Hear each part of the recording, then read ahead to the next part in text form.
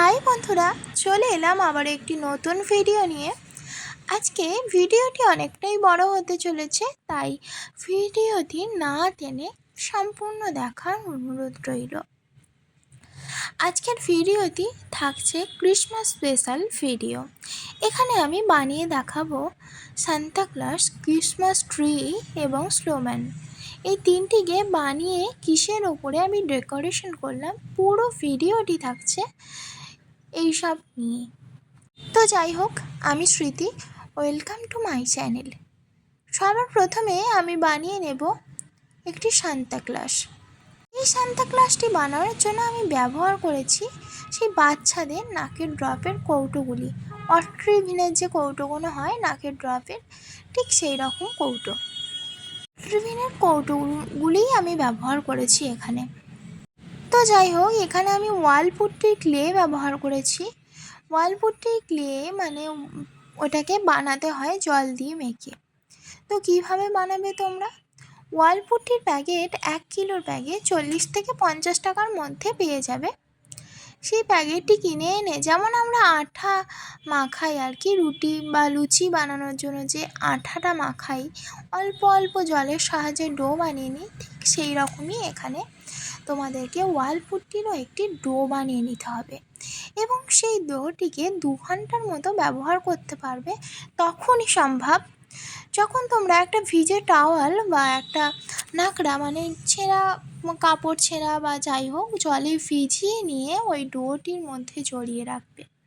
তাহলে তোমরা আরামসে 2 ঘন্টা ব্যবহার করতে পারবে। অনেকটাই বকর বকর করলাম, আশা করছি কিভাবে তোমরা ওয়াল পুট্টির ডো বানাবে সেটা বুঝতে পেরেছো। এইবার আমি দেখো সান্তা ক্লজটা বানানো তো কমপ্লিট হয়ে গেল।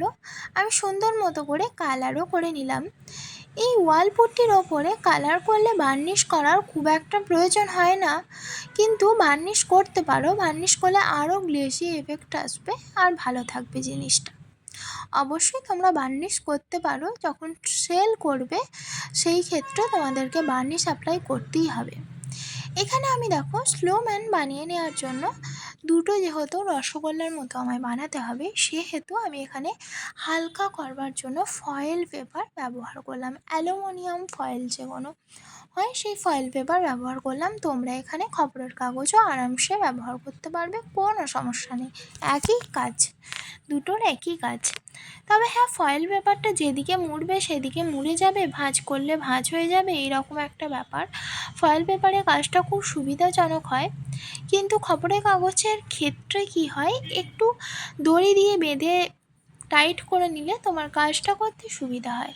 আমার এখানে সুন্দর মতো স্নোম্যানও তৈরি হয়ে গেল।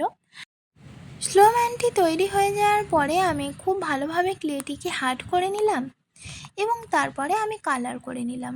কালারটি মন মতো কালার করতে হবে, তোমাদের মনের মতো করে কালারটি করে নেবে। এবং চলে গেলাম ক্রিসমাস ট্রি বানাতে। ক্রিসমাস ট্রিটি আমি এখানে খুব সহজভাবে এবং সিম্পলভাবে বানিয়েছি, যাতে তোমরা সবাই করতে পারো। এখানে একই প্রসেস ব্যবহার করেছি।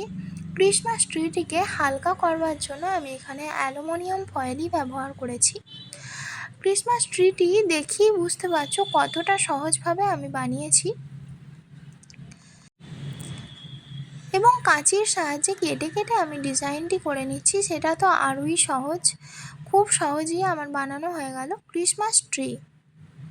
এই ক্রিসমাস ট্রিটিকে আমি খুব ভালোভাবে শুকিয়ে নেব এবং তারপরে সুন্দর মতো করে কালার করে নেব, তাহলেই আমার রেডি হয়ে যাবে ক্রিসমাস ট্রিটি।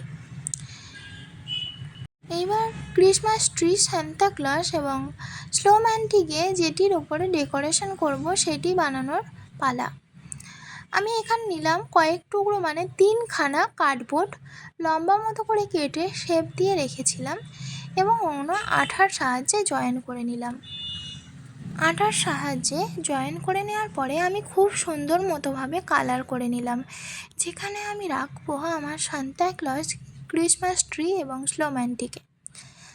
এইবার কমপ্লিট হয়ে যাওয়ার পরে আমি আঠার সাহায্যে ক্রিসমাস ট্রি, সান্তা ক্লজ এবং স্নোম্যানটিকে বসিয়ে নিলাম এবং তার সাথে সাথে আমি তুলো দিয়ে কিছু ডেকোরেশন করে নিলাম, যাতে মনে হয় হালকা হালকা বরফ জমে আছে। তো যাই হোক, আমার আজকের ক্রাফট তো কমপ্লিট হয়ে গেল। তোমাদের কাছে আমার আজকের ভিডিওটি কেমন লাগলো জানিও কিন্তু। সবাই ভালো থেকো, সুস্থ থেকো, আর আমার এই ভিডিওটি পুরোটা দেখার জন্য অনেক অনেক অনেক অনেক ভালোবাসা, অনেক ধন্যবাদ। সবাই ভালো থেকো, সুস্থ থেকো, পরিবারের সবার সাথে আনন্দ করে কাটিও। Tata, by.